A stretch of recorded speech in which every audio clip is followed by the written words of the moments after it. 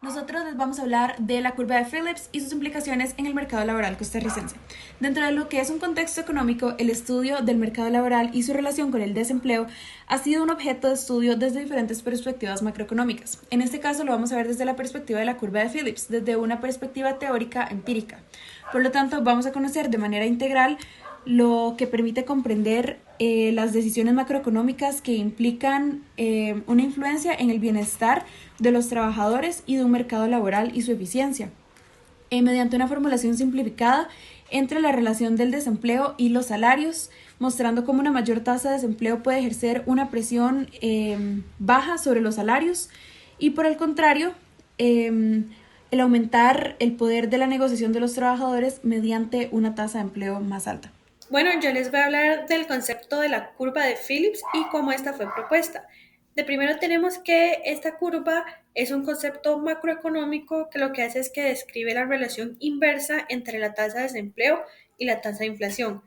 Esto, según el modelo tradicional, en el corto plazo nos dice que una reducción en el desempleo se va a asociar con un aumento en la inflación y así viceversamente.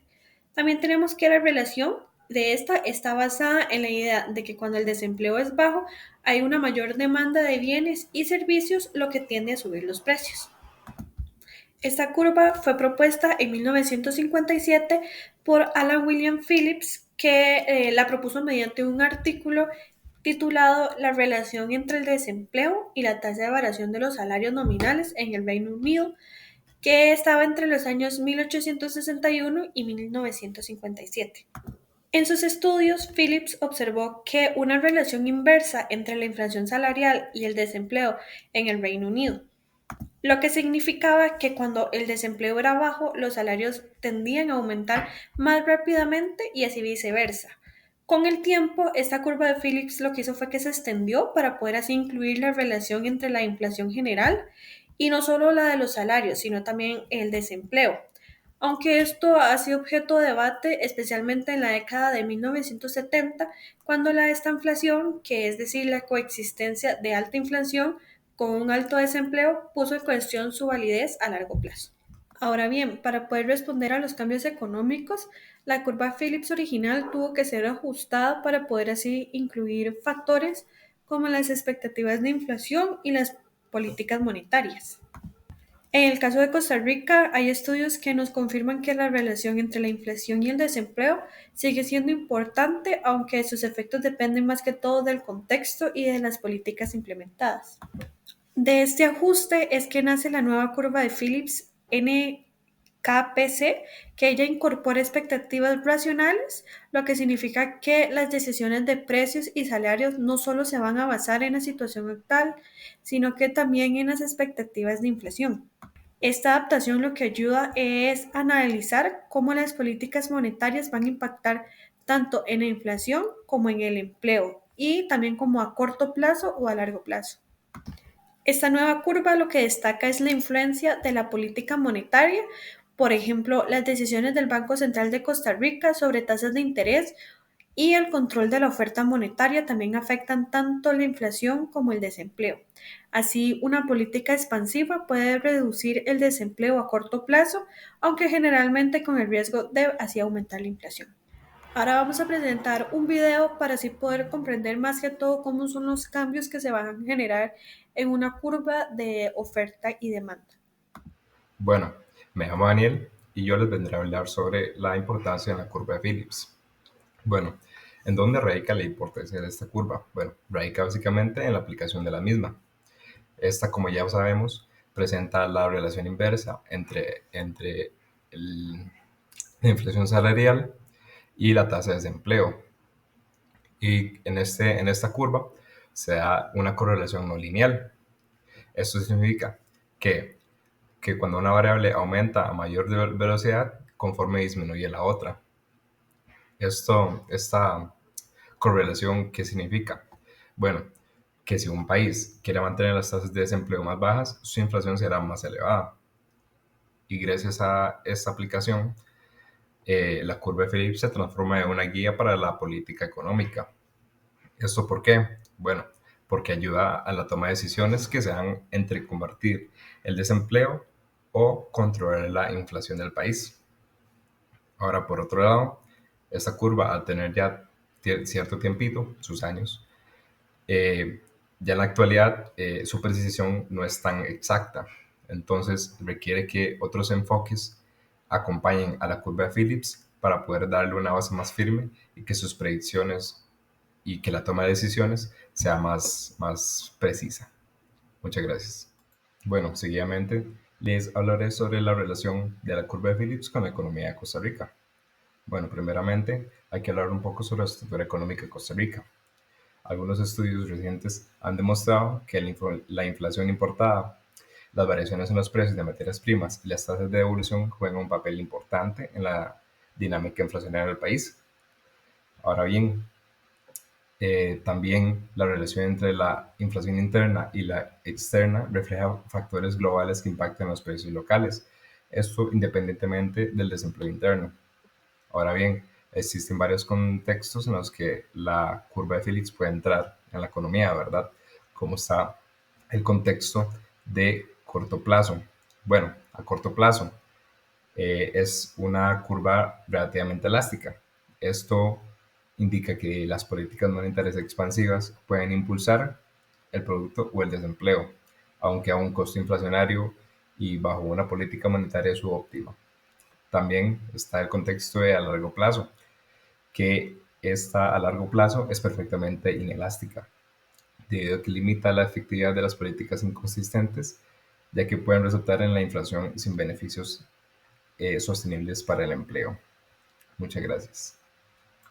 Bueno, el indicador que se utilizó en la serie de tiempo fue el IPC, lo cual se utiliza para calcular la inflación que tuvo Costa Rica, esto por parte del mes de septiembre, lo cual determinó que tuvo una disminución mensual de el 0.33%.